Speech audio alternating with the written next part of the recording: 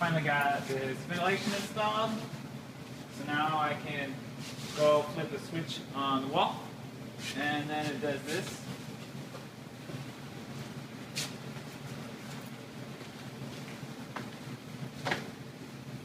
But more importantly, it keeps my brain safe from the brain destruction fumes when I turn this switch on. We got some plastic chunkies. It's getting real hot. Let me get some more. Good. It's polypropylene. They look like this. They get shredded in here. This is a big shredder. It's got big mangy teeth. And then this is big auger screw bit heel bopper. And right now I have this motor connected on this side, so I go like this.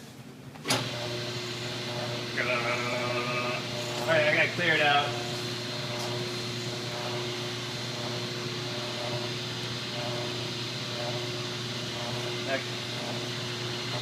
That's good.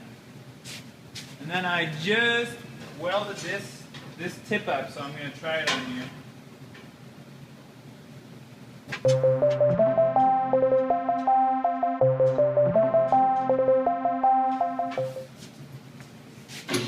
And go! I need gloves. I'm going to make a little shorty. Give it like 8 inches, 10 inches. And then see if that'll want to slide all the way through this like 10-foot tube. Yeah, I've been making all of these. These are little smaller ones, and they're nice and flexible. I can't wait to like build frames and stuff out of them. Make all sorts of intricate shapes. You can cut them at different angles at any length. And then you just melt the ends together, and then bam, you got shapes. So far I just have a 2D shape. But I just started. Whoa, whoa. Yeah, we got about a foot.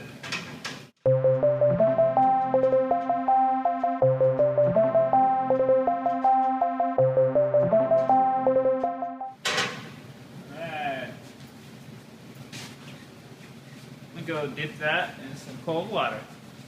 Be right back.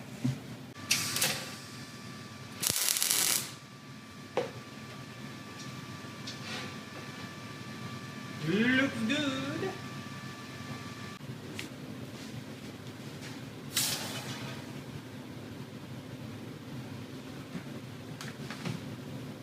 How's this one doing?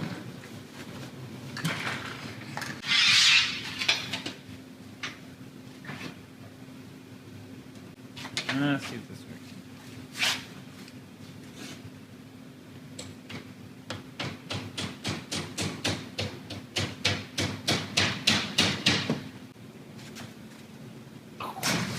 There it is.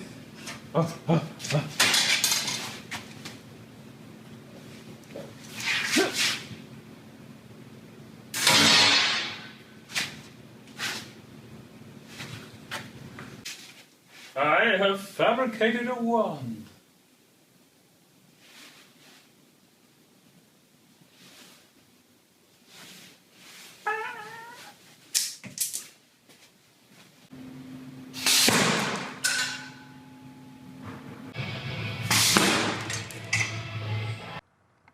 And now I have a bigger shape.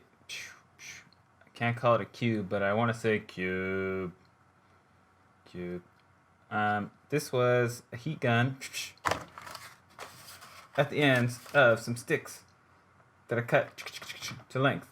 And then you heat them up, stick them together.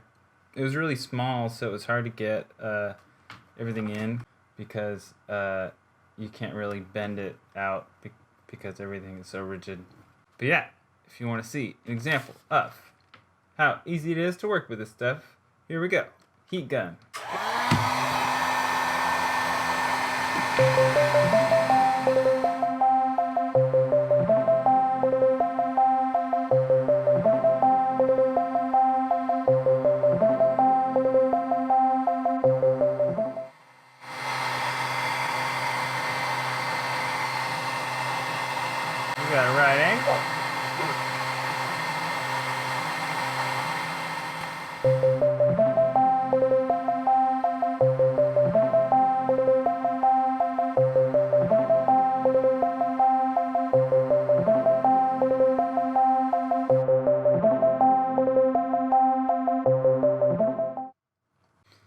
Now I have a plastic scythe for cutting my little plastic grass.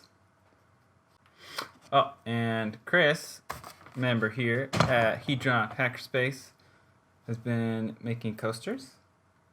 And, oh, I also made a huge beam. Big beam. Buster Sword Beam. Oh, yeah, because we also have regular Sword Beam. So you had to have Buster Sword Beam. Defeat you. These have already survived a few battles. Okay, but look how yellow this is.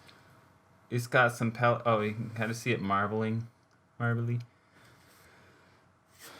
It's got grains of colorant plastic, and I wanted to see what just a single grain of the colorant would look like, and so I put it in the flakes as they were going, and just that one little tiny speck, like half the size of a rice, colored all that tip yellow, and then a bunch more was yellow that I cut off, and it was really surprising how much color they have in them. And so this is just a small handful in a whole batch. And it was actually right at the end that I did that. So I was, it's extruding out of this end. This is the hot end, and then it actually builds from the tip. So it's constantly sending the new stuff down to the very tip of it. That's why this showed up at the end, even though I threw it in at the end of the batch, which was unexpected. So it's like going outside. It's forming the outside, and the newest part, as it's forming in the mold, is the tip of the center of the front. Which is cool. Did not expect that. Oh, and another thing I tried. This is me having put this in our hot glue gun that is like exactly this size, basically. And yeah, so I was like squeezing. It worked. Basically did it. The hot glue gun's filled with polypropylene now, so it doesn't squeeze as quick. But they waste less glue then. But it basically worked, which was super cool. It's just like a little baby extruder. So it kind of would work like those 3D printing pens, but with like endless trash plastic. Pretty cool.